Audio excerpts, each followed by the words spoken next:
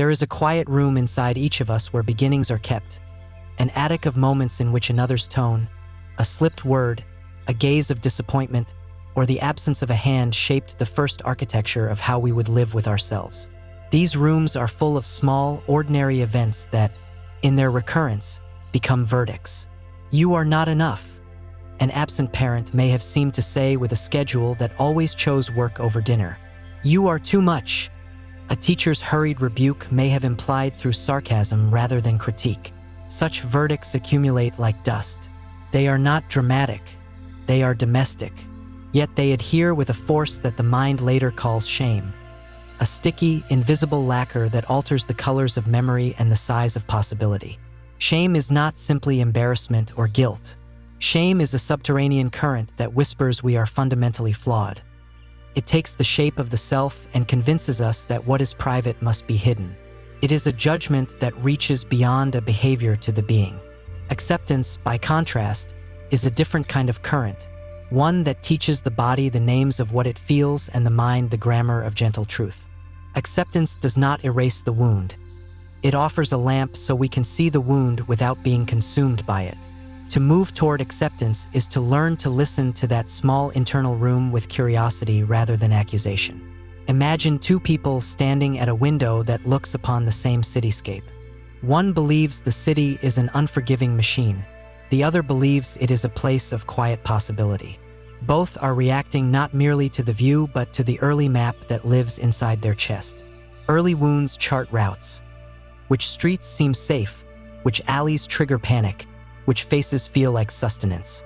Those maps inform stories about why we try, whom we love, what we create, and when we retreat. They also choreograph a paradox. The more we cling to the story that protects us, the less we leave room for alteration. The story that saved us at 5 may imprison us at 35. This is the silent battle of self-worth. Two forces warring in slow motion within the same organism. One force is shame's economy, a scarcity mindset that insists worth must be earned, proved, hoarded, and defended. The other is acceptance's generosity, a recognition that worth may be inherent, not strictly tied to performance or approval. The battlefield is intimate and unarmed. It is composed of sentences we rehearse, of gestures we do or withhold, of the tiny refusals to speak when we crave connection. The stakes are high because the victor decides how we breathe through loss, disappointment, and desire.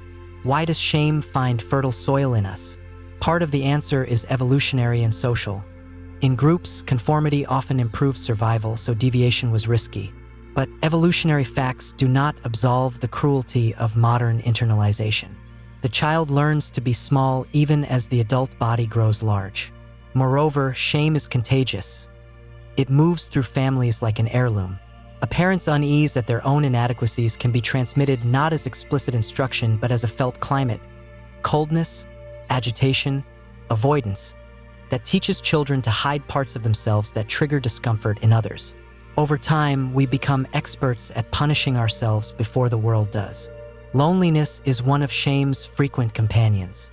There is a loneliness that is social, lack of friends, of touch, but there is another loneliness more insidious, the sense of being singularly defective. When shame tells us we are unacceptable, it constructs an invisible wall between our interiority and others' presumed acceptance. We may appear sociable, even witty, but our conversations often carry a subterranean ledger.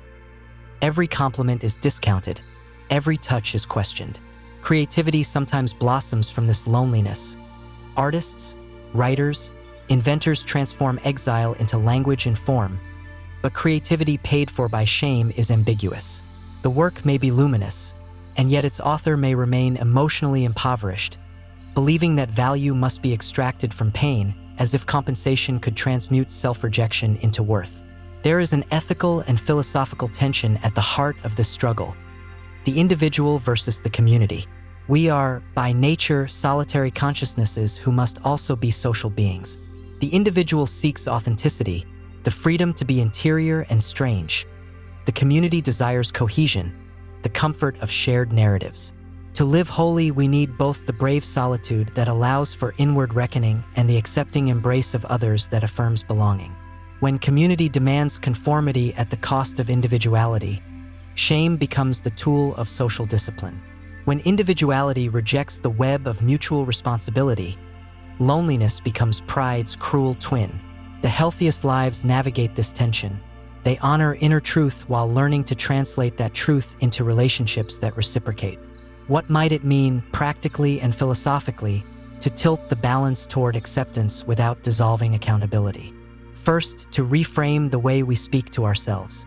The mind's voice need not be an adjudicator. We can practice using language that is descriptive rather than condemning. I felt frightened instead of, I am a coward. I made a mistake instead of, I am worthless. This is not mere semantics. It is a tiny revolution in habit that reframes identity as process rather than verdict. Second, we can cultivate self-compassion, an attitude that recognizes suffering, extends kindness to the self, and acknowledges common humanity. Self-compassion is not indulgence.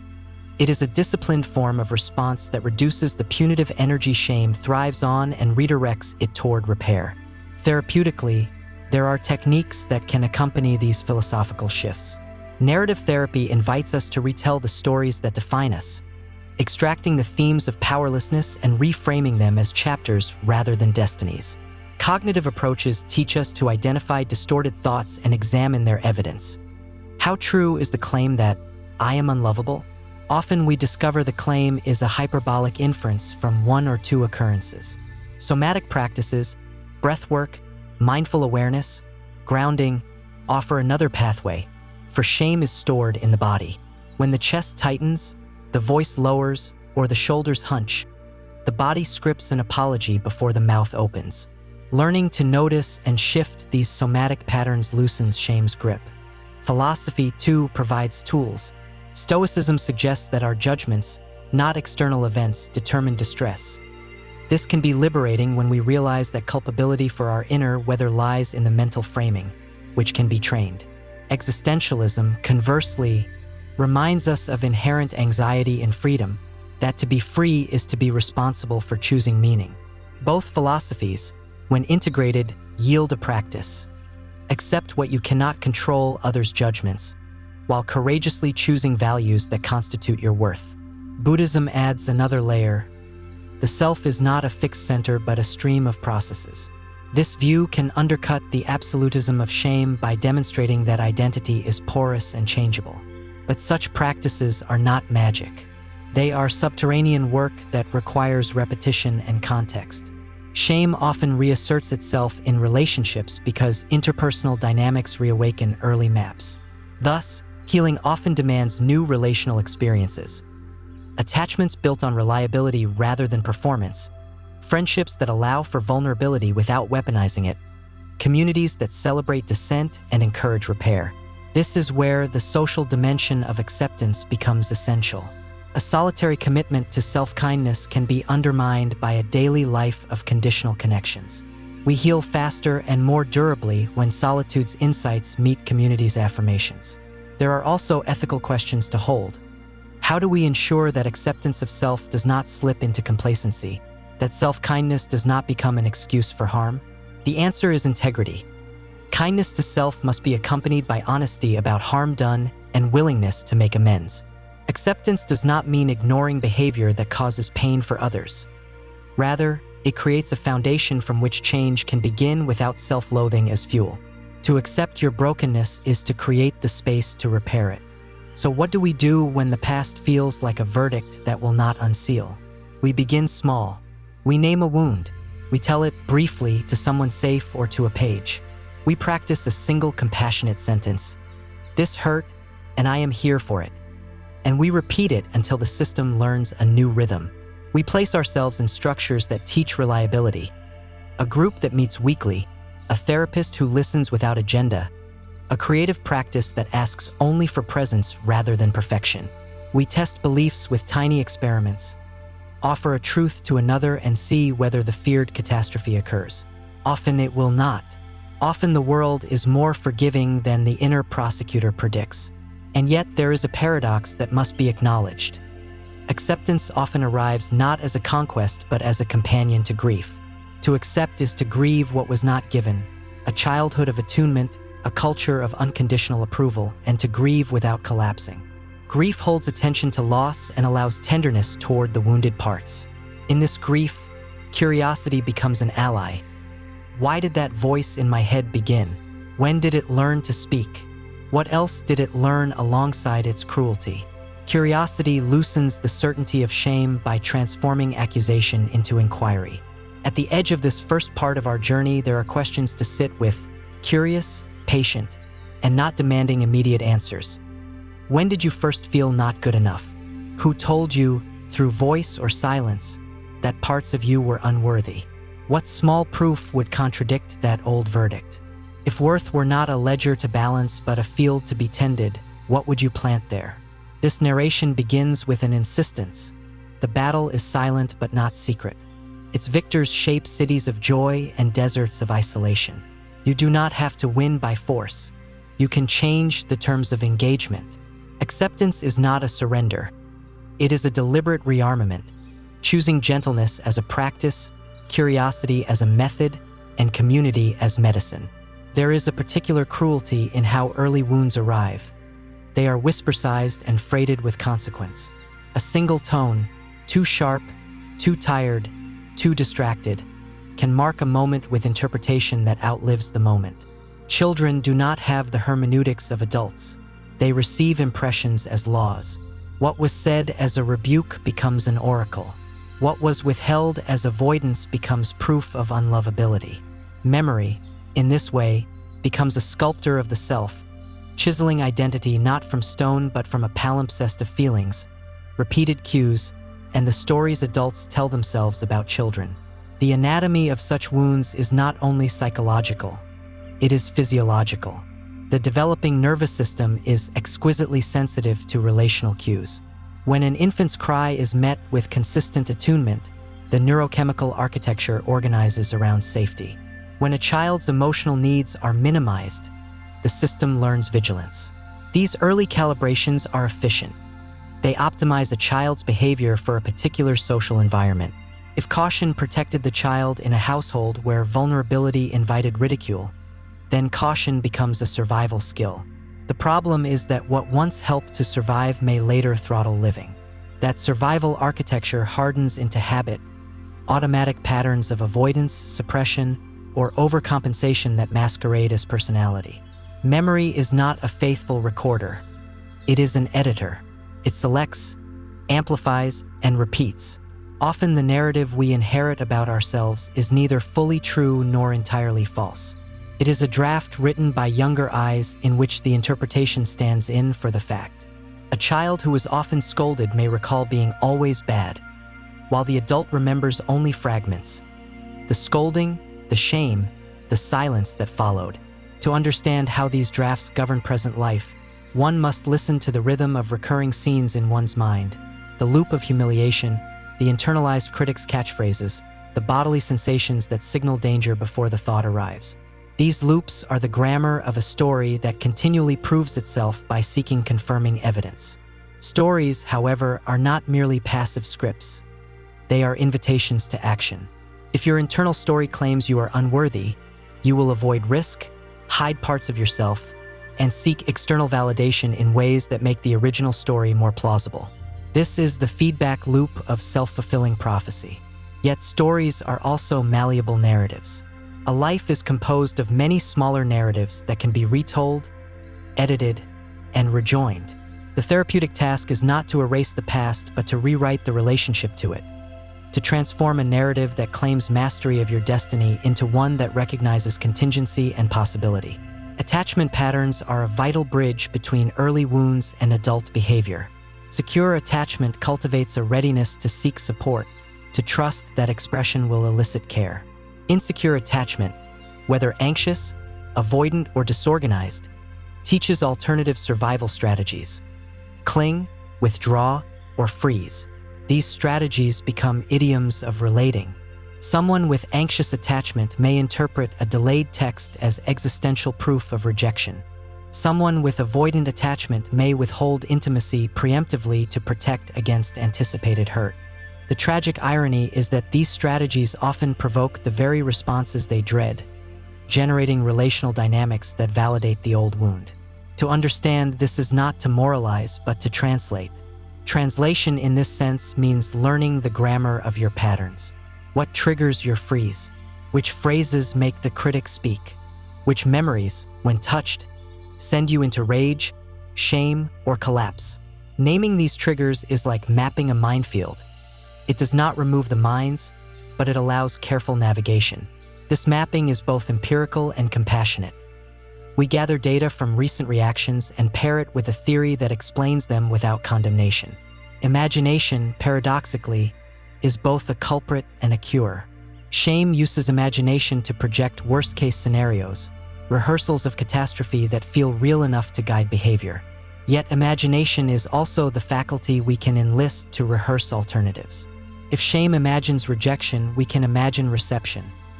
If shame imagines collapse, we can imagine repair. The mind that once practiced self-attack can practice self-rescue. Visualization, narrative reauthoring, and role-play are not airy substitutes for reality. They are training ground for the nervous system. Repeatedly practicing new responses alters the neural pathways that dictate automatic reactions. It is slow, often boring work, but it rewrites habit. There is also moral philosophy relevant here. How do we hold the tension between personal responsibility and the determinism of early conditioning? It is tempting to swing between absolution and blame, either claim we are fully products of our past or assert we are wholly accountable for every present failure. The wiser stance is dialectical. Acknowledge the weight of conditioning while refusing to be reduced by it. This stance accepts that our capacities are shaped by history yet insists on the possibility of intentional growth. Ethics then becomes a practice of small choices made consistently, acts of fidelity to a self you intend to become rather than to the self you were handed. Community practices can accelerate this transformation. Rituals of welcome, groups that practice non-judgmental listening, mentorship, and repeated experiences of reliable care function as corrective relational experiences. They do not cancel the past, but provide new evidence that not all relationships will replicate early harms. This is why many people find therapy so punctuating. It is often the first sustained, attuned attention they have received. But therapy alone is not the only site of repair. Everyday spaces, choirs, teams, volunteer groups, friendships that allow for failure, are laboratories where new scripts are tested and social confidence is rebuilt. Creativity deserves a special note because it is both refuge and exposure. Creating, writing, painting, composing, offers a language for feelings that shame would otherwise silence. It externalizes internal conflict, making it observable and negotiable. Yet creativity is also intensely vulnerable. Showing one's work invites judgment and can reawaken old fears. The artist who is haunted by shame must therefore learn to tolerate exposure incrementally, release small pieces, seek specific feedback, and build a history of survivable rejections. This calibrated approach teaches the inner critic that exposure does not mean annihilation. Philosophical practice supports these psychological tools. Socratic questioning destabilizes absolute claims about the self by asking for evidence.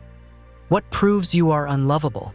Stoic exercises cultivate an inner referee that notices judgments and reframes them. Existential techniques rehearse the acceptance of anxiety as the cost of freedom. Buddhist practices train attention to notice thought as thought, not as essence. These methods converge on a common ethos. Increase the bandwidth of observation before action, so choice replaces reactive habit. Healing is not a tidy arc. It is episodic, circular, and often regressive. A single relational shock can reactivate decades-old patterns. Expecting linear progress only sets up disappointment. Instead, adopt a humility about change. Setbacks are not failures but data. They show where resilience is thin and where more targeted work is needed. Responding to setbacks with curiosity, what does this relapse reveal? Which wound surfaced? Is a practice that converts collapse into curriculum. There are practical experiments to propose. Try radical smallness. Commit to a single, minute-long compassionate self-address when shame activates. Keep a weakness-friendly log. Record instances where you felt unworthy. Note the antecedent, the bodily sensation, and a small corrective action you took. Invite soft witnesses, a friend or therapist who can hear without fixing. Compose a new micronarrative. Write a short paragraph that reframes a formative memory in terms of survival rather than defect. Do one social risk that is intentionally low stakes and record what happens. Most catastrophes shame predicts will not occur. Above all, remember that patience is not passive. It is intention smoothed over time. The nervous system needs repetition. Narrative identity needs revision. Relationships need proof. Change requires patience paired with strategic action. It asks you to be both gentle and persistent, to treat your inner child with tenderness while training the adult's steadier hand. As you continue listening, take a second, sit with a few questions like stones you can skip across a mind lake. Which early memory still directs my behavior more than I suspect?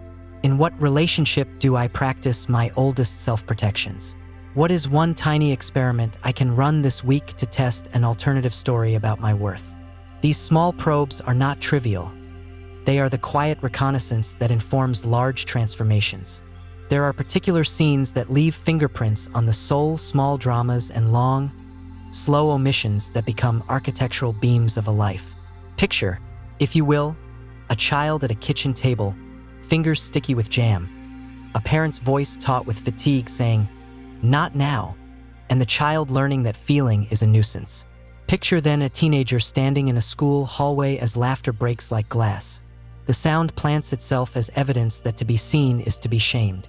Picture an adult who loved and trusted having that trust returned with betrayal, the intimate map of expectation burning away like a letter set aflame. Each scene carves different trenches. Neglect hollows, humiliation sharpens, betrayal fractures. Caretaking can calcify into martyrdom.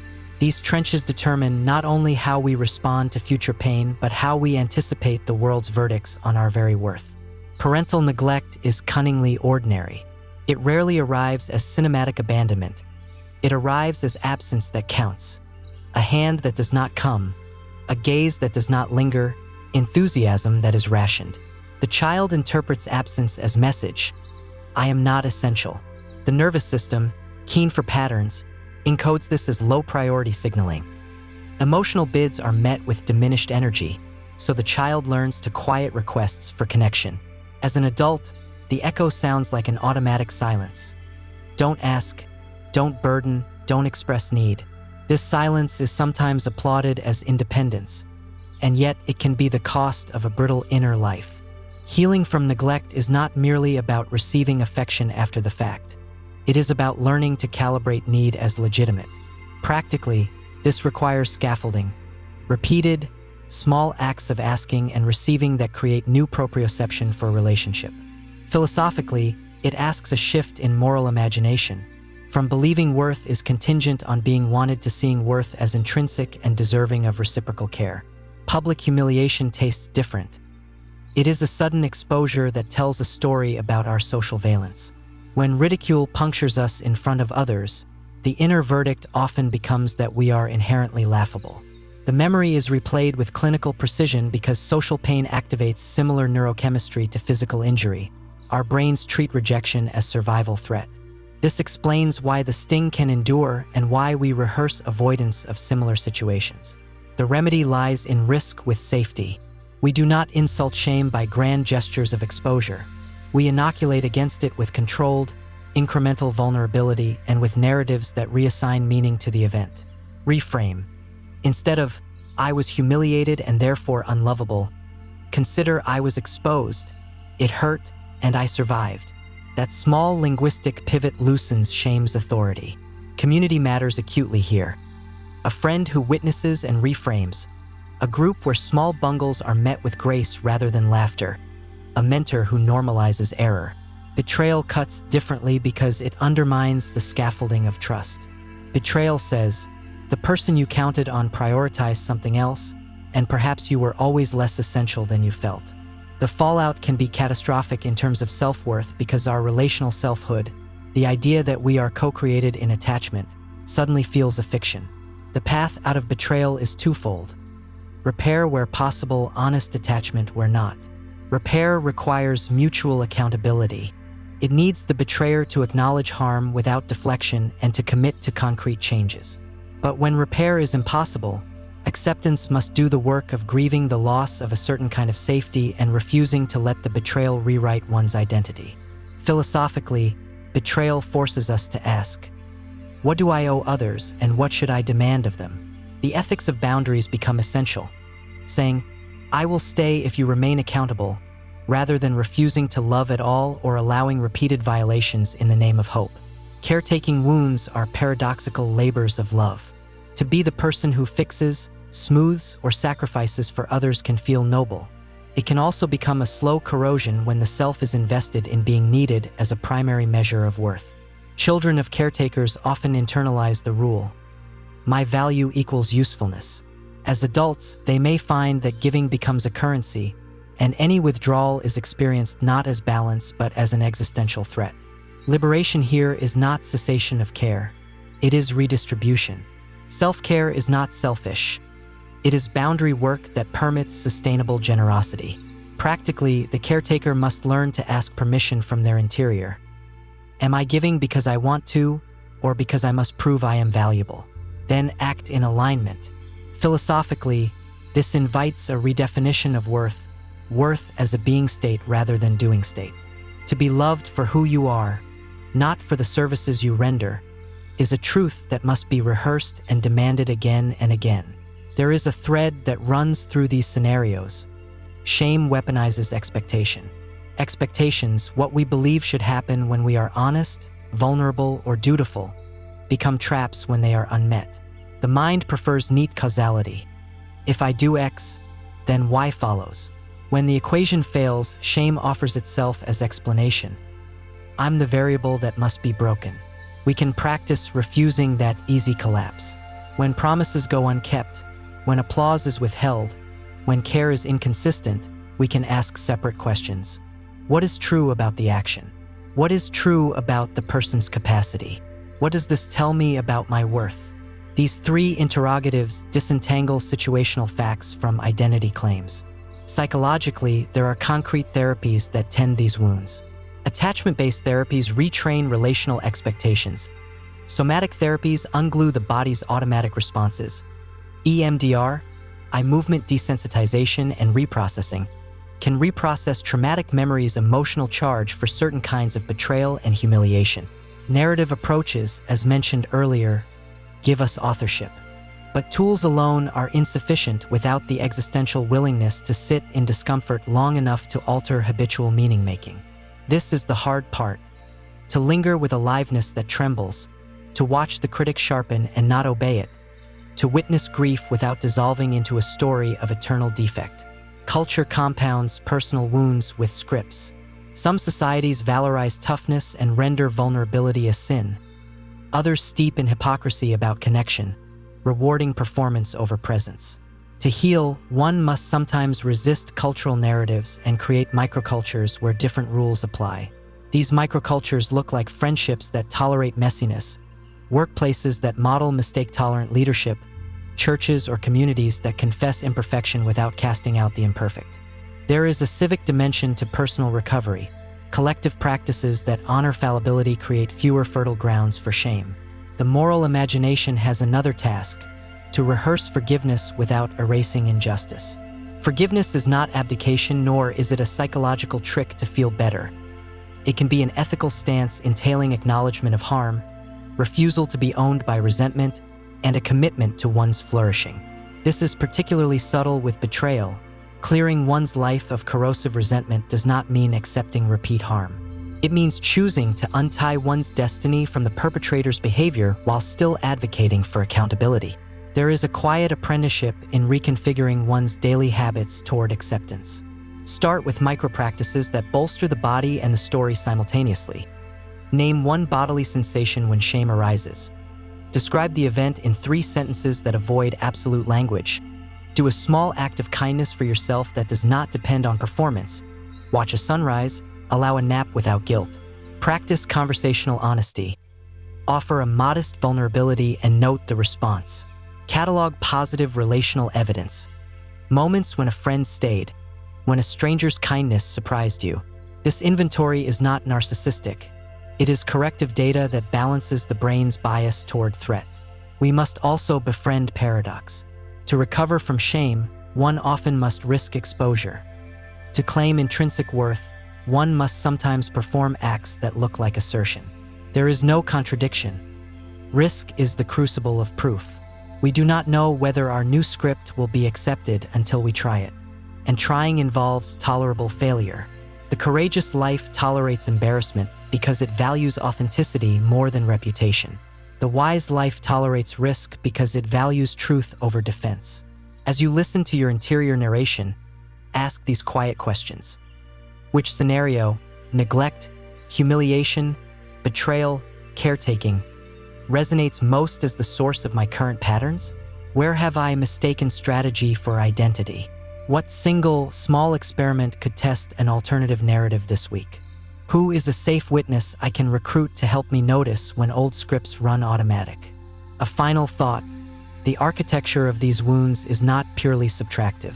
They have often given us faculties, vigilance into nuance, an ear for betrayal that protects others, a capacity for deep empathy born from having felt unseen. The challenge is to harness these gifts without letting them calcify into defensive postures. A person who has felt the cold of neglect may become exquisitely attentive to others' needs. The task is to allow that attentiveness to be generous rather than self-erasing. The person who knows the sting of humiliation may develop humility that fosters connection rather than humiliation that hides behind pride. We are not asked to deny the pain. We are invited to translate it into wisdom. The stories we carry need not be liturgies of punishment. They can become archives of survival. Listen. There is a voice that lives in the rooms where you keep your memories. It is not always loud, but it is consistent, and it has a grammar all its own. We call it the inner critic, but that name is only the most polite of its disguises.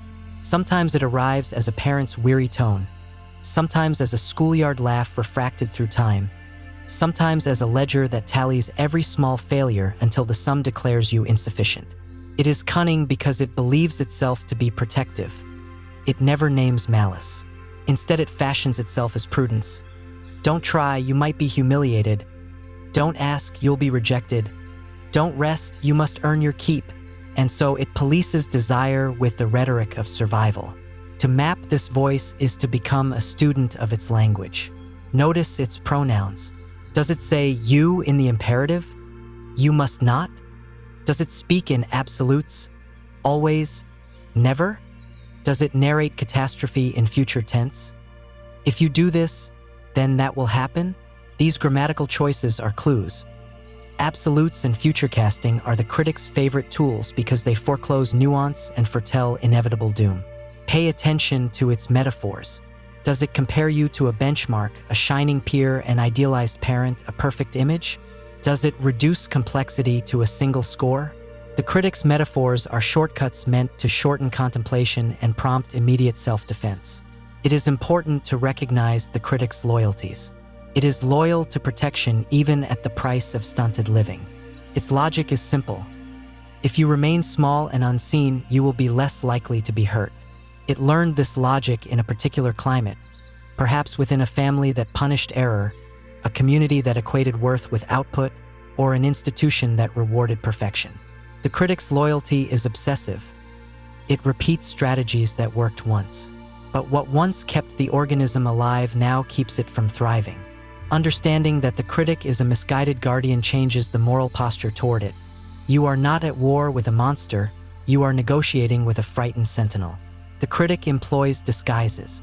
Sometimes it masquerades as humility, don't boast, and sometimes as motivation, you must work harder. It can dress itself as realism, you're only fooling yourself if you think you're good enough, or as moral righteousness. You can't rest until you deserve rest. Each disguise makes it easy to obey without noticing the cost. The project, then, is not to obliterate the critic but to outwit its false arguments and to repurpose its energy toward genuine care. There are practical ways to do this that are not merely pep talk. One method is externalization. Give the critic a name and a voice you can address from the outside. When the old remark surfaces, "You're pathetic," respond aloud as though speaking to another person. Thank you for your concern, but that language is not helpful. This creates a tiny psychological distance. Names give pattern a place to be held and observed rather than to be assimilated as identity. Externalization has a curious effect. Once a pattern can be seen as separate, it becomes possible to negotiate with it, set terms, and refuse its edicts. Another method is to practice descriptive noticing. When the critic speaks, record the precise words, the bodily sensations that accompany it, and the immediate urge it produces. Write this down without commentary. The act of description is a radical intervention. It transforms reactivity into data. Data can be studied, questioned, and reframed. I notice the thought, "I'm not good enough," in my chest as tightness and a desire to withdraw. This sentence does not endorse the thought. It locates it. Over time, such sentences create a new muscle, the ability to see thoughts as events in consciousness rather than as immutable facts. Self-compassion is the next vital practice, and it is more disciplined than people assume. Self-compassion begins with recognition, admitting that the critic's pain has a source, then moves to kindness, and finally to a sense of shared humanity. When the critic screams, respond with a measured voice. "This hurts. That makes sense given what I've been through." Notice how the tone shifts when you speak to yourself as you would to a dear friend. This is not self-indulgence. It is a recalibration of allegiance from punitive enforcement to restorative care. Empirical studies, if you like empirical language, show that self-compassion reduces shame's intensity and increases resilience. The practice rewires responses away from avoidance and toward repair.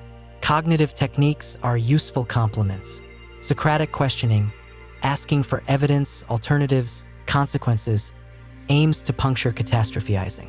If the critic proclaims you'll fail, ask, what evidence supports that? What evidence contradicts it? What would I tell a friend who feared the same thing? This method breaks absolutist thinking and invites proportionate appraisal.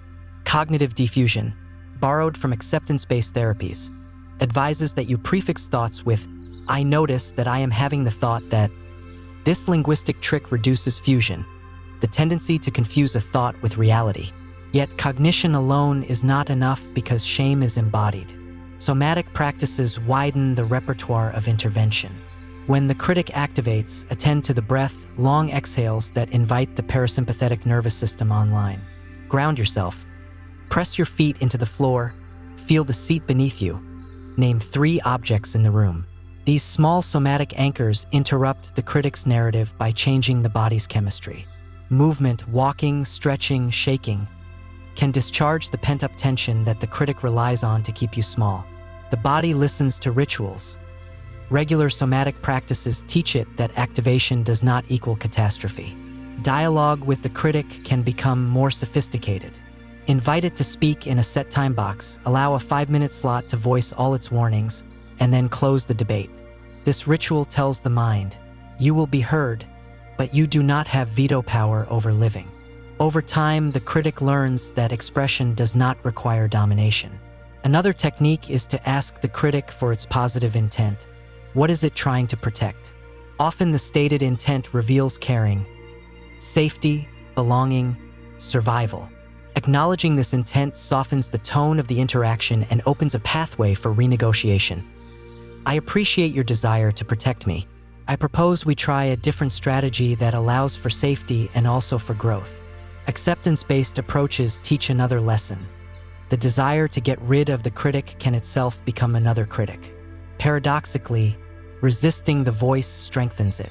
Instead, offer non-resistance. Notice, name, and allow the thought. The energy of non-resistance is not passive. It is strategic. It consumes the critic's drama by refusing the battle it craves. In the quiet space that follows observation, action becomes possible rather than reactive withdrawal. Community practices amplify these intrapsychic strategies. Speak about the critic with trusted others who can reflect back without collusion. There is a profound corrective power in being witnessed.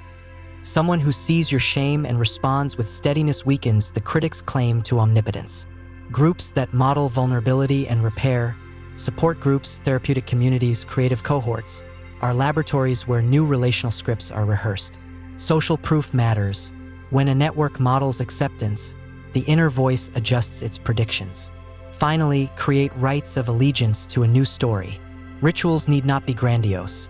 Lighting a candle and naming one self-judgment you will not obey today, carrying a small object that reminds you of your right to rest, beginning meetings by articulating a compassionate intention.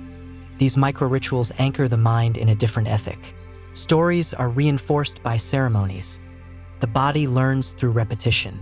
Over months, these novelties become the critic's new background music. Before this part closes, consider some questions that invite a curative curiosity. What does my critic most fear losing? Safety, significance, love? In what situations is its voice loudest? And what pattern connects them? If my critic could be given a mission that serves me rather than confines me, what would that mission be? Experiment with answers in the intimate laboratory of your life. Speak to the voice with compassion, map its grammar, and refuse its absolutism. The critic is not an enemy to be exorcised, but an ally to be retrained. Its origins are real, its logic had reasons. But reason and history do not have to dictate destiny. You can negotiate terms with that voice, design rituals that inoculate against its alarms, and build communities that provide the counter-evidence shame craves. There are arenas larger than our private rooms where the same mechanics of shame and acceptance play out, and their stakes are communal. Schools, workplaces, neighborhoods, religious institutions, and the sprawling agora of the internet. In these public theaters, shame is not merely an individual feeling but a system of sanction, an invisible currency that can exile, correct, or coerce. Institutions inherit and amplify private verdicts. They teach whole populations which imperfections are tolerable and which are unforgivable. The same voice that lived as a gloomy guardian in a child's chest becomes institutional policy, bureaucratic habit, social media spectacle. Understanding how shame operates in the moral and political sphere is essential because personal healing does not occur in a vacuum. The culture around us either feeds old wounds or fosters repair. Public shaming is an old tool dressed in new clothing. In pre-modern villages, it functioned as a communal mechanism for norm enforcement. Today, it can be instantaneous and merciless. A single misstep, a historical tweet, an accusation amplified becomes a narrative that defines an individual across contexts. The physiology of social pain is unchanged. Humans still experience ostracism as existential threat. What has changed is scale and permanence. Once, a village might forget. Now, the record is durable and searchable. The consequence is that shame's blunt object, ostracism, can be wielded without proportionality, without restorative processes, and without a pathway back to belonging. The moral question becomes urgent. How do we hold people accountable without creating permanent emotional exiles? How do we allow for transformation rather than only punishment? The answers do not sit in ideology alone. They live in practice. Restorative justice offers a different logic. Harm is addressed by centering the needs of those injured, asking for acknowledgement from the person who caused harm, and creating conditions for repair. It is not soft on wrongdoing but refuses to make punishment the only story. Where vengeance screams for irrevocability, restorative practices ask, what is needed to restore dignity to those harmed and to invite the wrongdoer into a process of change? This requires structure, a slowed-down forum, guided conversation, accountable commitments, and public acknowledgement. It requires that communities value reintegration as much as retribution.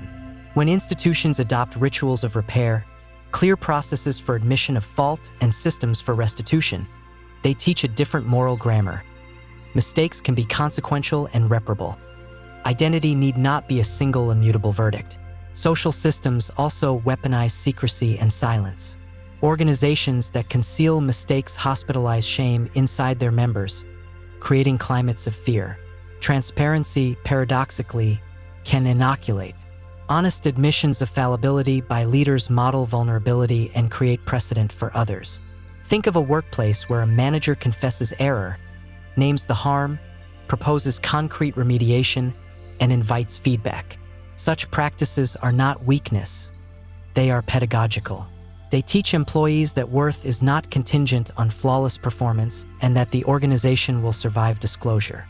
Institutional rituals of repair can be simple: regular forums for accountability, mandated apologies with action plans, peer review systems that are learning-oriented rather than punitive.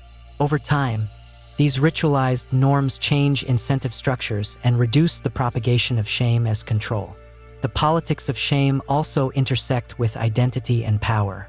Marginalized groups often endure compounded shaming, historical narratives that rendered them less than become internalized in community members and reinforced by laws, media, and cultural code. Collective shame can become a tool of domination. If a group is taught to feel less valuable, its agency is diminished. Countering structural shame requires public narratives that restore dignity, education that unpacks stereotypes, visible representation that reframes what is normal, and policies that materially address inequality. To heal a society's wounds, we need both moral imagination and redistributive practices. Symbolic redress without material change is like dusting over infection. There is an epistemic responsibility in public discourse, which mistakes become gossip, which become learning moments, and which become ladders for personal destruction. The answer depends on communal norms. A culture that prizes spectacle and humiliation will harvest spectacles of failure.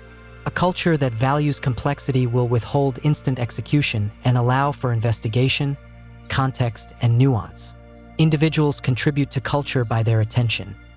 Do we amplify every accusation without investigating, or do we pause to ask for evidence and context? Media literacy becomes an ethical practice, learning to slow the reflex to retweet outrage, to look for corroboration, and to consider the longer-term effects of viral shaming.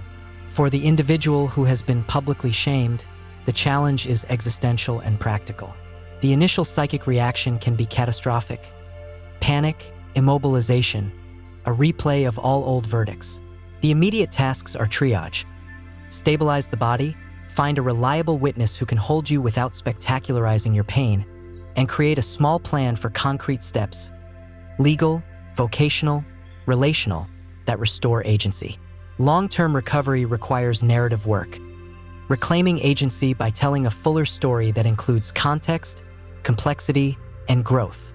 It also requires practical scaffolding, advisors, therapeutic support, a communication strategy that prioritizes truth over defensiveness, and relationships willing to hold accountability alongside the possibility of repair. Civic questions then arise. What public mechanisms should we design so that accountability does not default to annihilation? Here are practices that scale: formal restorative procedures in schools and companies, public apology frameworks that require action beyond words, truth and repair commissions for harms that affect communities, mandated educational responses that pair consequence with learning, and platforms that allow re-entry, time-limited sanctions with clear criteria for restoration rather than indefinite banishment. These are not utopian prescriptions. They are pragmatic architectures for humane governance. They require courage because they ask communities to tolerate risk. The risk that someone who harmed may return and fail again, or may succeed in rejoining society. But the alternative is a culture of permanent dispossession of dignity, a slow erosion of shared humanity. Media ecosystems bear special responsibility. Algorithms that reward outrage promote shame economies. Platforms could design friction, delays, context requirements, verified sourcing, reducing the speed at which life-altering narratives solidify. They could facilitate restorative modules, mediation tools, escalation paths, transparent appeals.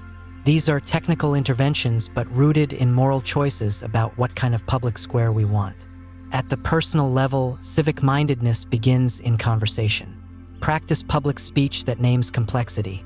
Allow that people can harm and also be capable of change. Demand accountability but resist the allure of ruin as the only possible outcome. Build communities, reading groups, neighborhood circles, workplace covenants that commit to repair practices when harm occurs. Teach children from early ages that mistakes are data, not identity. Model apologies that include naming harm and stating corrective action. Cultural transformation is slow, but it starts with small, repeated rituals that teach different moral reflexes. Healing the public shame economy does not eliminate the private critic, but it weakens its social fuel. When institutions model repair and communities practice reintegration, the inner voice loses some of its authority because the external world provides alternative evidence. People are allowed to err and still belong. This does not remove responsibility. It reconfigures it from permanent damnation to accountable learning. Before this part closes, turn your mind to practical curiosity. In what community do you witness shame used as a controlling force? Which public rituals could replace punishment without repair with processes of accountability and education? If you were designing a restorative practice for your workplace or circle, what would it include? What small step could you take this week to vote with your attention, by refusing to amplify a spectacle or by amplifying a story of repair? The moral task is large because it requires us to shift from a culture that scores and discards to a culture that holds both harm and hope. Systems change slowly, but individual practices of restraint, curiosity, and repair ripple. If we can learn, together, to make belonging contingent on accountable growth rather than on unblemished perfection, then the private war inside every heart will find a friend in the public sphere. In intimate rooms, bedrooms, kitchens, small cars at midnight, the currency of apologies and reparations circulates most urgently.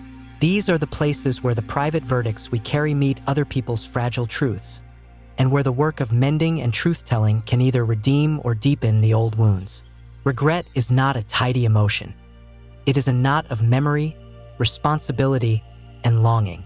It arrives as a quiet ache, as shame rediscovering a fresh wound, or as a sudden, hot awareness that you have been the agent of someone else's sorrow. How we move when that ache arrives determines whether we become prisoners of self-loathing or apprentices in moral repair. To begin, notice that regret and apology are distinct moves in a moral choreography. Regret is the interior recognition, I harmed you, and apology is the outward form designed to acknowledge and begin remediation. Reparation is the ongoing labor that translates words into new patterns of relation. Too often, apology is offered like a bandage, words that try to halt bleeding without changing the knife. The deepest work asks for a different sequence and for honest temporal humility. First, a full looking at what happened. Second, an admission without equivocation. Third, a specific plan for repair. Fourth, sustained accountability. Each step must be proportionate to the harm and attentive to the person harmed. A perfunctory "I'm sorry" that frames the harm as an unfortunate misunderstanding is not an apology. It is a pleading for comfort. A genuine apology is uncomfortable because it places the comfort of the apologizer secondary to the restoration of trust. Confession of harm requires language that refuses to shrink. It must say plainly and without conditional clauses what was done and how it affected the other. It must avoid relativizing the act with "but" constructions, "I'm sorry, but," which quickly turn apology into defense. Ownership demands the courage to be fully seen as fallible. This is terrifying because to say, "I did this" invites judgment and loss. Yet it is precisely the move that reorients the moral self. Owning harm dissolves the critic's need to protect by preemptive self-attack, replacing it with a practice of responsibility that can strengthen self-worth rather than erode it.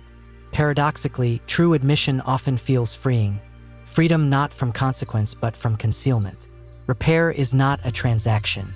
It is not payment that neutralizes debt. It is a relational process that requires time, persistence, and creativity. Sometimes repair looks like restitution, making tangible amends where possible. Sometimes it is about changing behavior in ways the injured person can reliably observe. Sometimes it is about accepting limitations. You cannot undo certain things, and acknowledgement of that irrevocability is itself a moral act.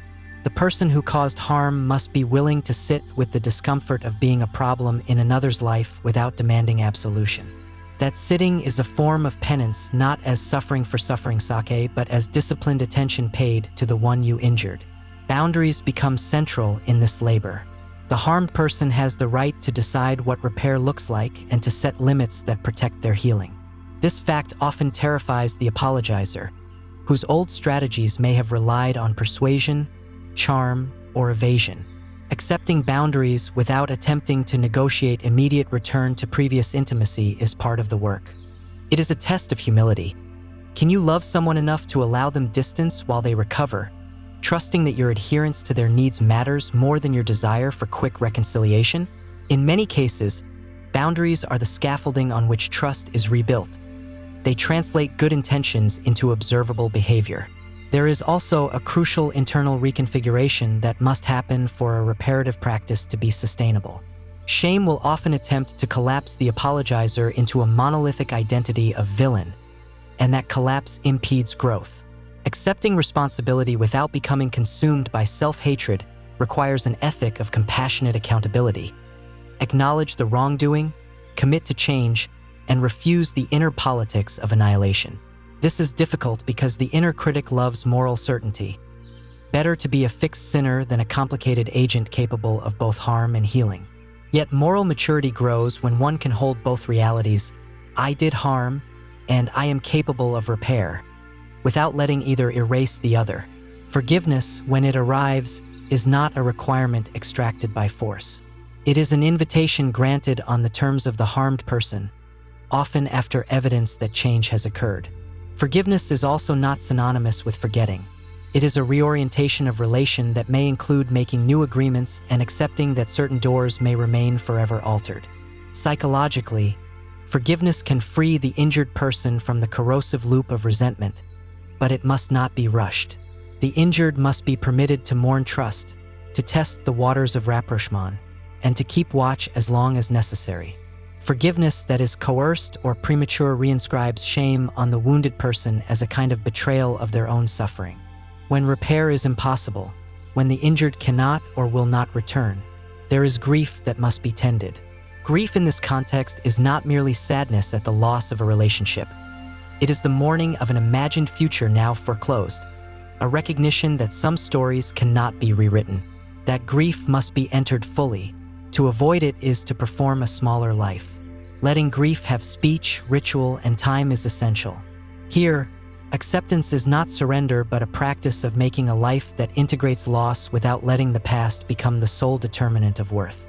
Intimacy is also a laboratory for testing how self-worth can be reconstituted through repair rather than through performance.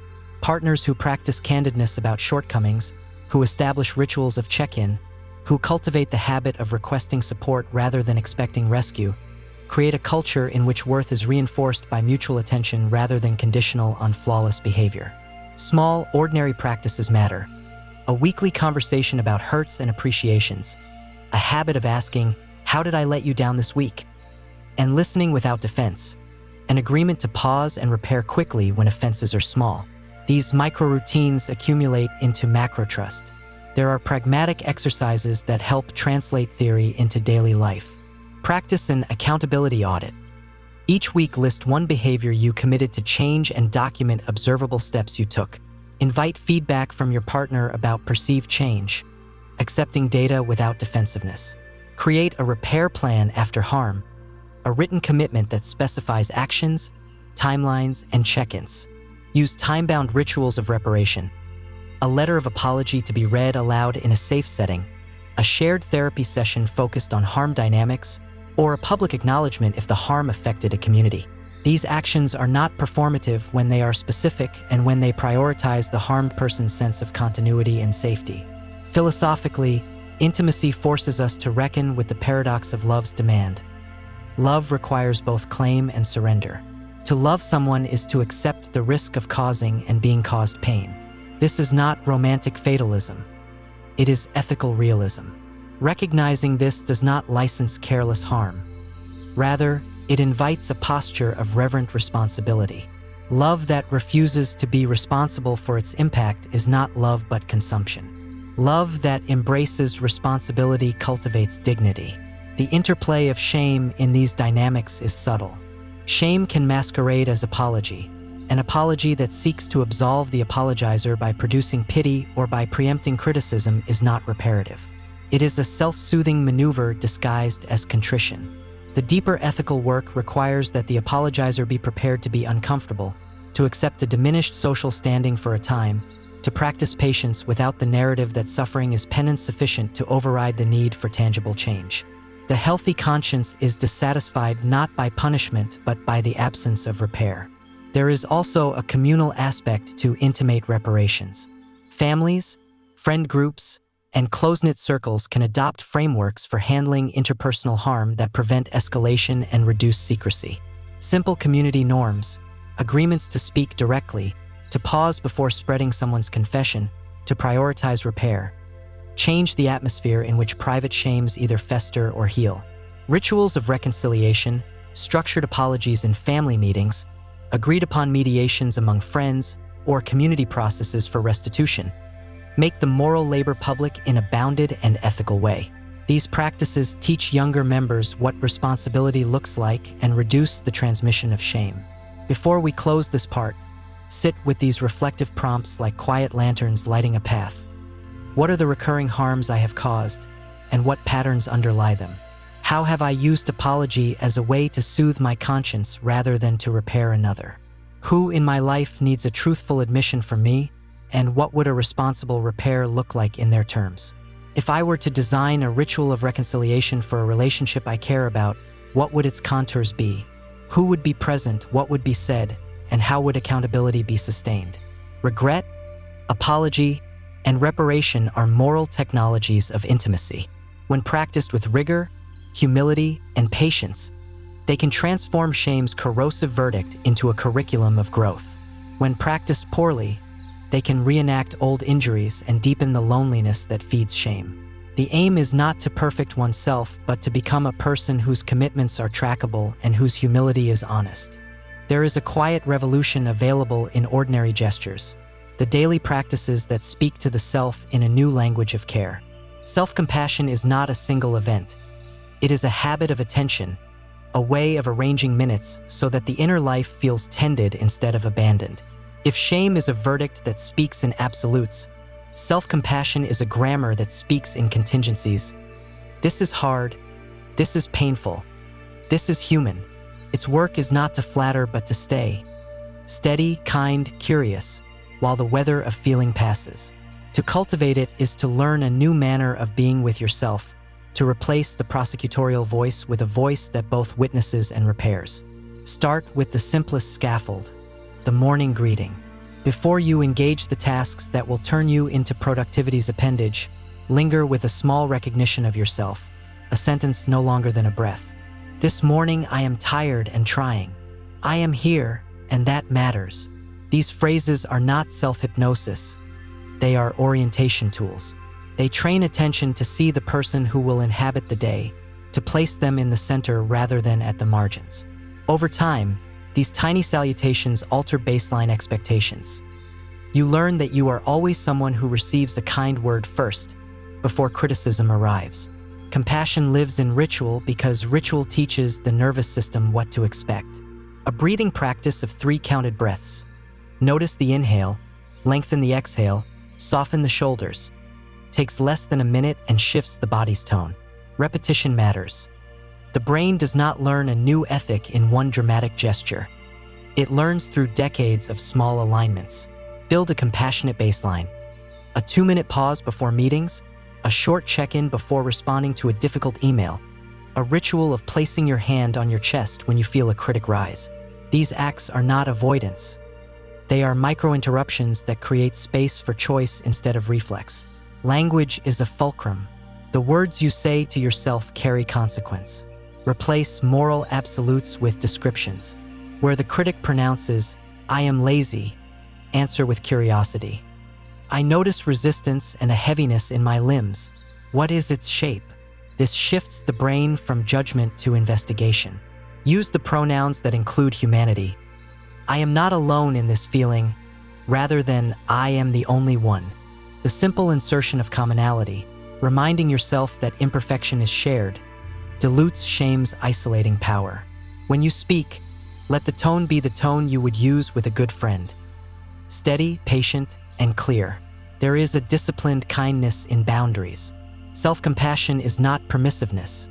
It recognizes the need to protect resources. Saying no to an extra request can be as compassionate as staying when asked to hold someone's grief. Both decisions can be ethical when chosen from a place of clear supply rather than depletion. Practice a boundary script that is brief, honest, and kind. "I can't take that on right now. I need to reserve my energy for what I've already committed to." Notice the relief that sometimes follows. Boundaries restore a sense of agency and teach others how to treat you. Attention to the body is essential because shame often finds residence there before it speaks. Learn to read the early poems of the body. The throat that tightens, the stomach that sinks, the shoulders that ascend like a guard. When you feel those signatures, intervene with a somatic micropractice. A slow exhale twice the length of the inhale, 20 seconds of pressing feet into the floor, a small movement that unglues tension, rolling the shoulders, stretching the neck. These acts are protocols. Their regularity trains the autonomic nervous system to respond differently over time. They are not cures, but are tangible allies in the slow composition of safety.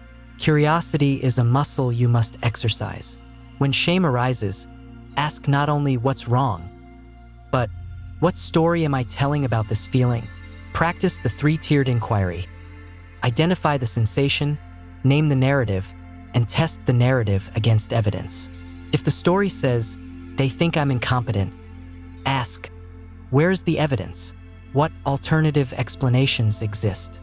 What would a generous interpreter of this situation notice?" This ritual of skeptical kindness weakens the critic's absolute claims and invites nuance. There is power in scheduled compassion, appointments with yourself that are solemn rather than optional. Mark a weekly check-in in which you sit and ask with paper and pen what you needed this week, what you received, where you were depleted, and what tiny repair action you can take. Make a short list of 3 concrete acts, call a friend, schedule a walk, set a timer to rest, that are specific and achievable. The discipline of scheduled attention turns self-care from an occasional indulgence into an ethic. Work and productivity deserve a particular reframing. Many cultures equate value with output, and the result is a perpetual auction where worth is bid against exhaustion. Self-compassion at work asks for reframing. Measure your contribution not by the hours you spend, but by the sustainability of your effort and the clarity of your values. Introduce compassionate productivity practices. Carve the day into focused blocks with rest built in. Practice a lunchtime pause where screens are set aside. Make a simple rule: no checking email for the first 30 minutes after waking. These small changes protect attention and teach you to respect yourself as a worker and as a person. Family life often triggers the oldest programs. Here, self-compassion requires both humility and firmness. When a parent or partner's tone rekindles an old wound, practice immediate self-compassion. Name the trigger, soothe the body, and choose a responsive behavior rather than reactivity. This is not the same as capitulation. It is strategic. Over time, practicing calm responses in family friction creates new relational scripts. It might mean rehearsing and stating needs with concrete requests. When you raise your voice, "I feel unsafe. Can we pause and return to this conversation later?" And doing the inner work to remain steady if the request is declined. The goal is not to control others, but to refuse the internal accommodation that shrinks you. Public life and civic engagement raise the stakes, but self-compassion is relevant there too. Outrage culture and the pressure to perform moral purity can erode inner life. Practice discernment. You can care without being consumed. Choose 1 or 2 causes and contribute sustainably rather than scattering moral energy until depletion. When public critique arrives, use the same 3-step compassionate protocol: notice, breathe, investigate before answering. This prevents public exchanges from becoming arenas where shame divides rather than learning convenes. Relationally, cultivate soft witness practices. Designate a confidant or a small circle that is trained to respond with presence rather than fix. Teach them how to listen. No immediate fixing, no advice unless requested. A mirror of feeling and a reminder of perspective. These witnesses are social anchors. Their presence says, "You are seen without being judged," which is perhaps the most direct antidote to shame. Small groups can practice rules, confidentiality, no unsolicited advice, naming one appreciation for the person, that create a microclimate of acceptance. Creative practices are fertile grounds for compassion. Approach your work as a field of study rather than a litmus test of value. Keep a failure journal where experiments and misfires are logged not as evidence of defect but as entries in a curriculum. Over time, this archive becomes a testament to learning rather than a ledger of shame. The creative life invites a paradox. Expose work to feedback while protecting the self from conflating critique with identity. Cultivate the posture of apprentice, curious, teachable, patient. There is a moral metaskill here, integrating accountability with kindness. Self-compassion does not dissolve responsibility, it supports it. When you fail, compassion prevents collapse into inertia and instead provides the fuel for repair. Practice a compassionate correction. Acknowledge the harm you caused, take concrete corrective action, and do so with a voice that does not annihilate the agent who can still change. This is harder than it sounds because the critic will demand total abnegation as proof of contrition. Resist that by insisting on actions that demonstrate change rather than theatrical self-flagellation. Technology can be enlisted, not only as an accelerant of shame, but as a scaffold for compassion. Use reminders to pause, apps that cue breathing breaks, timers that enforce work-rest rhythms, and journaling platforms that archive gratitude and small wins. Place physical objects in your environment, stones, cards, a small plant, that signal the ethic you intend to practice. Each of these artifacts interrupts automaticity and translates intention into habit. Philosophically, adopt a narrative that understands selfhood as process rather than product. If identity is a verb, becoming, then mistakes are learning points, not condemnatory labels. The stories you tell about yourself matter. Prefer ones that emphasize continuity and capacity for growth. Embrace paradox. You can be deeply flawed and profoundly worthy simultaneously. This is not a sentimental assertion, but a disciplined stance that restructures inner economics. Worth is not a scarce coin whose depletion is inevitable. It is a background current you can access by practice. There will be setbacks. Self-compassion must therefore include a protocol for relapse. When you fall into old, shame-driven scripts, do not widen the wound with scolding. Instead, follow a relapse ladder. Notice the relapse without dramatizing it. Name the triggers, list the next smallest restorative action, and reach out to a witness. Treat relapse as data. This approach maintains dignity while creating a practical path back to steadiness. At the heart of this practice is a question you can carry like a compass. What version of myself do I want to show up for in this world? And what small routines will teach my nervous system to get there? Frame your commitments not as moral imperatives that will shame you if broken, but as experiments you are invested in because their results matter to your life. Translate grand ideals into weekly rituals and daily pauses. To help that question take root, try this exercise for the coming week. Each morning, write one compassionate sentence to yourself. Each midday, take 30 seconds to notice one bodily sensation and breathe into it. Each evening, list 3 small things you did that sustained someone or yourself. At the week's end, read the list and notice whether your sense of baseline worth shifted even slightly. Small shifts accumulate into tectonic change. Self-compassion is neither quick nor indulgent. It is a patient architecture for a life of depth and endurance. It changes the currency of the inner world from scarcity to sufficiency, from interrogation to inquiry, from exile to belonging. When practiced across work, family, and public life, it does not make you soft. It makes you steady, ethical, and more capable of durable contribution. There is a peculiar hunger that shame cannot name. A hunger not for applause or approval, but for a sense that life coheres around something larger than personal proof. When worth is tethered only to performance, every judgment, external or internal, becomes existential. Meaning, then, is the axle that steadies the wheel. It is not a quick fix, but a slow accretion. Practices, narratives, and loyalties that orient the heart toward an answerable life. Transcendence does not require metaphysical certitude. It requires that one's actions nest inside a story or service that outlives the smallest anxieties.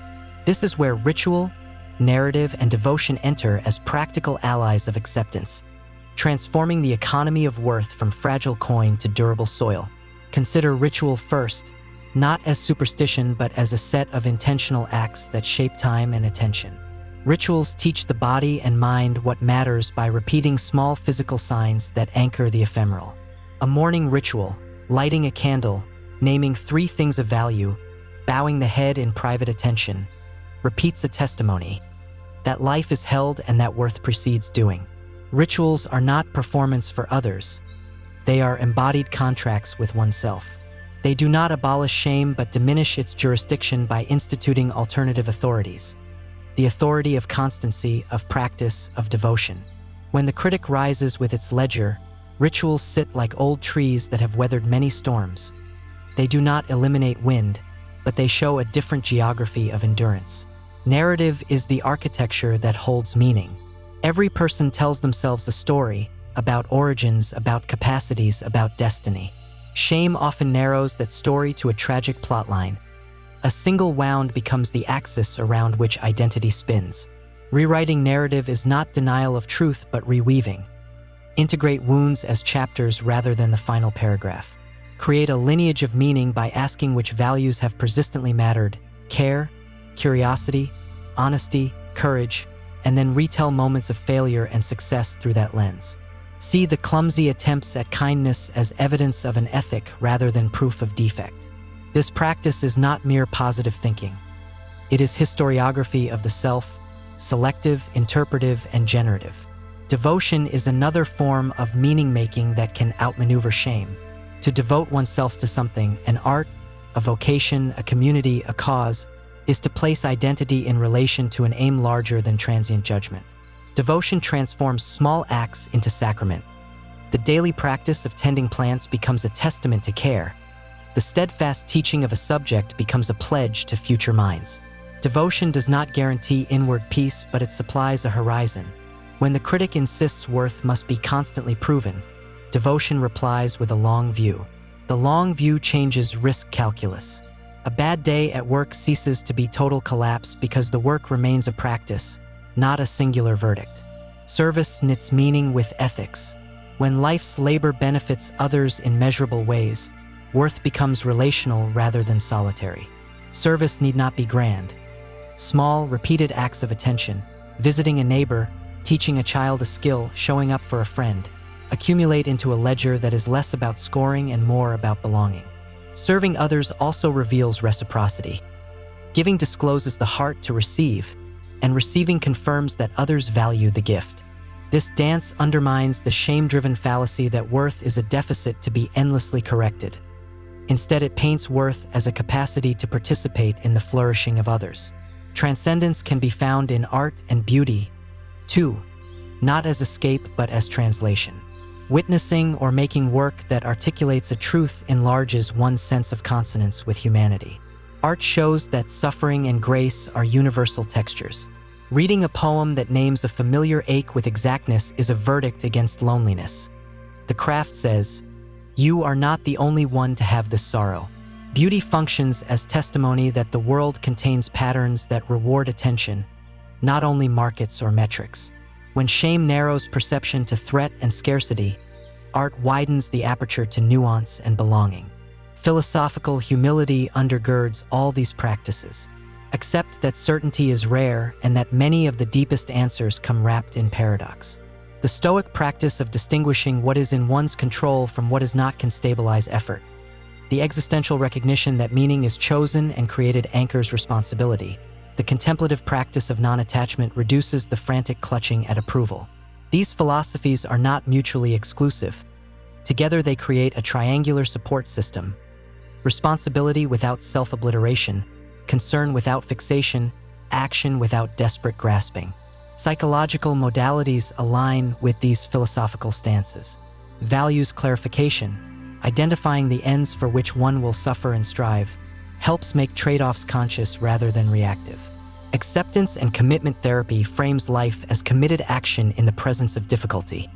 The aim is not to extinguish shame, but to live in service of chosen values despite it.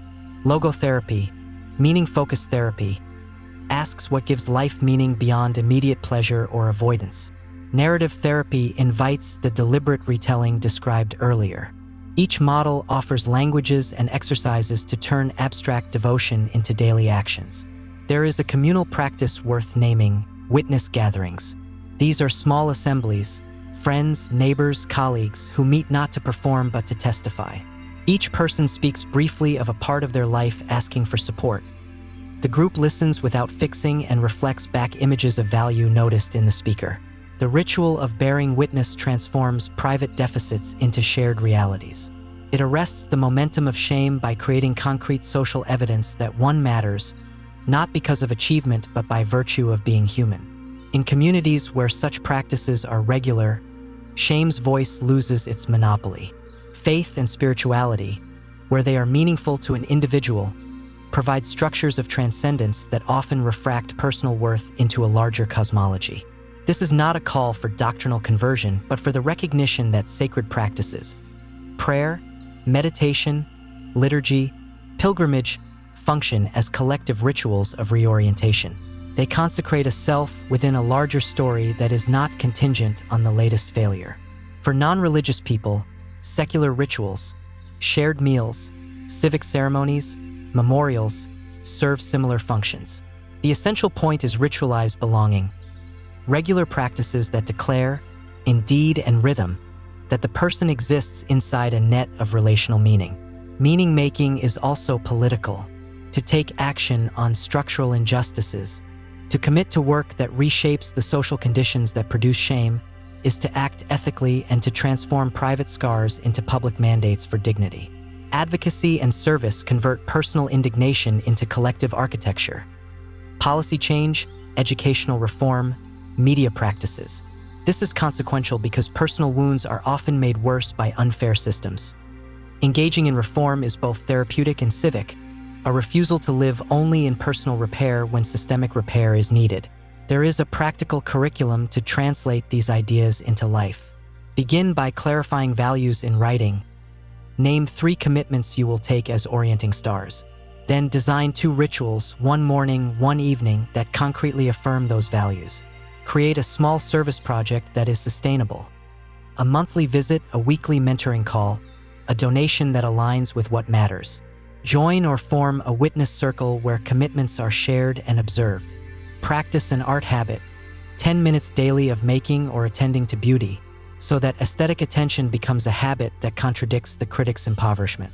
Finally, adopt a patience protocol. When shame rises, slow the breath, name the narrative, and ask which value this moment calls upon. This routinizes response rather than reaction. Questions that deepen this inquiry are not rhetorical games but invitations to practice. What would you devote your life to if approval were irrelevant? Which small ritual could you repeat for a year to see whether changes? What service could you sustain that would connect your life to another's flourishing? How would your narrative change if you described your wounds as the place where attention first learned to be tender, rather than as the place that proves defect? Sit with these questions like seeds. They require time and tending. At the edge of this part is a paradox worth holding. Meaning and transcendence do not insulate from pain. They do something more subtle and more humane. They transform suffering into soil for growth without glamorizing hurt. When a life is bound to love, duty, art, or cause, failures cease to be existential indictments and become signals in a larger enterprise. The critic's habit of making each misstep the end of story falters because the horizon is broader. Worth, then, is not a balance sheet checked daily but a topology of belonging and purpose that weatherizes the self. There is an ending and there is an ongoing. This is both. We arrive at the conclusion not to close a book but to bend a page and mark what we bring forward. Across these parts we have walked a terrain of small violences and patient recoveries, the whisper-sized wounds that became verdicts, the inner critic who speaks in absolutes, the hermit and the artist inhabiting the same chest, the ways public systems amplify private shame, the delicate mechanics of apology, repair, and boundary, the slow architecture of self-compassion, and the larger scaffolds of ritual, devotion, and service that anchor worth beyond daily ledgering. Now, standing at the edge of all of that, the question remains, what does a life look like that has rearranged its politics of worth? What practices, what ethics, what courage does it take to live as if acceptance were possible without abandoning accountability? First, an ethic: treat worth as an axis, not a prize. Worth is not won by uninterrupted success nor lost in a single failure. It is a condition of being that must be honored by both inward claim and outward practice. To live by this ethic is to refuse the tyranny of performance while refusing the sedation of complacency. It is to hold tenderly the truth that you are fallible and yet still entitled to care, that responsibility and kindness are not opposites but partners. This ethic asks you daily to choose practices that prove the claim you make about yourself. Second, a practice: Build a triad of small, repeatable rituals that answer to three domains: body, story, and relation. For the body, a 2-minute anchor breath twice a day, a grounding ritual that interrupts the critic's escalation and returns you to felt presence. For the story, a weekly rewrite. Take one memory that insists you are small and turn it into a 3-sentence chapter of survival rather than indictment. For relation, a micro-repair protocol. When you harm someone, name the action, ask what repair would matter to them, and schedule a concrete next step. These rituals are minimal enough to sustain and robust enough to produce neural and social consequences. Their repetition alters expectation. Your nervous system, your narrative habits, and your communal patterns begin to register different truths.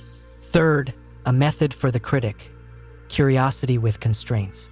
When the critic speaks, do not capitulate, do not armor. Instead, give it 3 minutes of named speech. Let it voice its fear in the personified form you practiced earlier. Then ask a single question: what is the smallest action that would honor safety while allowing me to move? Do that action. Smallness is the antidote to the critic's absolutism because it provides testable evidence rather than catastrophic prediction. Over time, the critic learns that protection can be paired with incremental risk. This rewrites its calculus. Fourth, an interpersonal covenant. Practice repair as public ritual in your smaller circles. Create agreements with friends, family, or colleagues that harm will be addressed in a set way. Immediate stabilization, space, witness, explicit acknowledgement, no, but S, specific repair plan, and a schedule for review. Make these covenants explicit out of humility rather than suspicion. When a culture models repair, the psychological cost of mistake decreases. People become bolder not because they are careless, but because dignity is not permanently withdrawn for error. The social economy changes when people are taught to return rather than only to cast out. Fifth, a civic stance. Refuse spectacle and prefer restoration. In daily life, on social media, in conversations, in voting, choose the slow question over the viral verdict. Amplify efforts that teach reintegration and restorative justice rather than shaming economies that seek only annihilation. Advocate for institutional designs that balance accountability with pathways to belonging. This is not sentimental, it is realistic. A society that reparatively responds to harm produces fewer chronic wounds and reduces the private load each person must carry. Sixth, a creativity covenant. Create with rules that protect the self. Share early with trusted peers. Set a ratio of experiments to polished releases, 10 experiments for every public piece. And keep a failure ledger that converts embarrassment into curriculum. Make art not to prove worth, but to practice inhabiting your voice. By decoupling creative output from identity, you preserve the playfulness that generates new forms and preserve dignity when reception is cold. Seventh, a humility toward pace. Healing is not linear. Expect oscillations. When you take 2 steps forward and 1 back, regard the back step as information, not indictment. Keep a small dossier of corrective data, moments when you were brave, when someone stayed, when repair worked, and consult it when the critic insists on finality.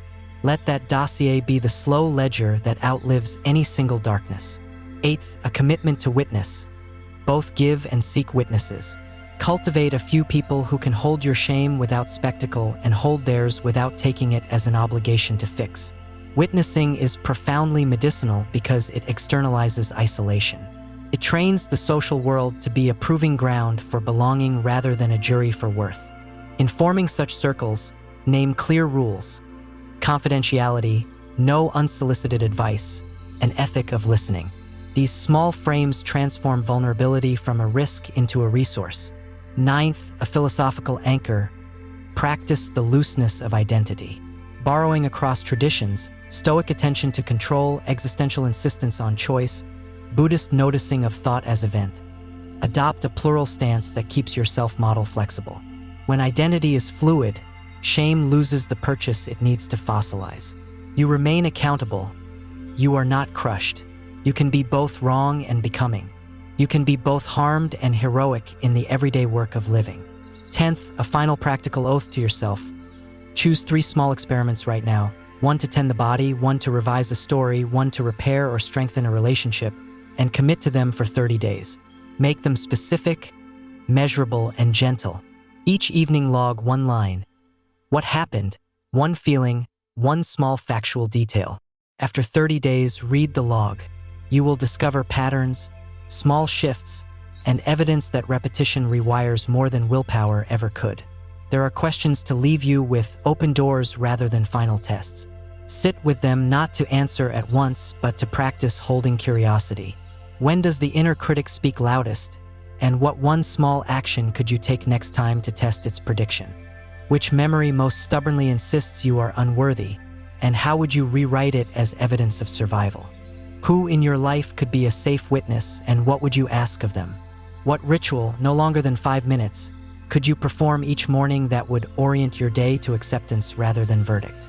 What public practice could you adopt this month that favors repair over spectacle? These questions are scaffolds.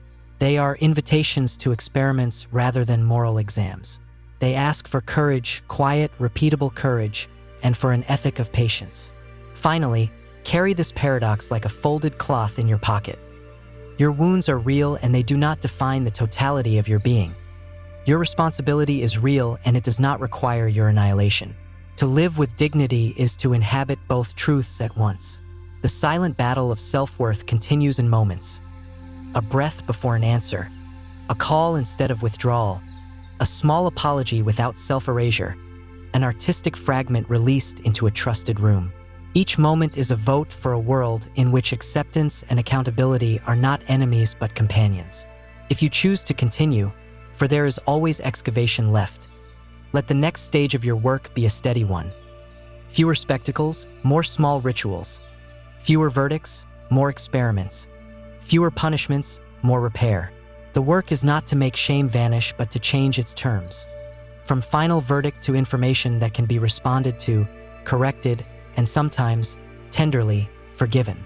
Keep this dive in as one map among many. Test it, revise it, dispute it, and let it be companionable. May you learn to hold your interior life with the same fierce care you offer to those you love. May you find a few people who see you without adding to the injury. May you develop rituals that anchor you. May you practice repair when you fail and request repair when you are harmed. Above all, may the quiet room inside you become a place where curiosity and kindness convene, and where the slow, patient labor of becoming meets the brief, brilliant aliveness of being.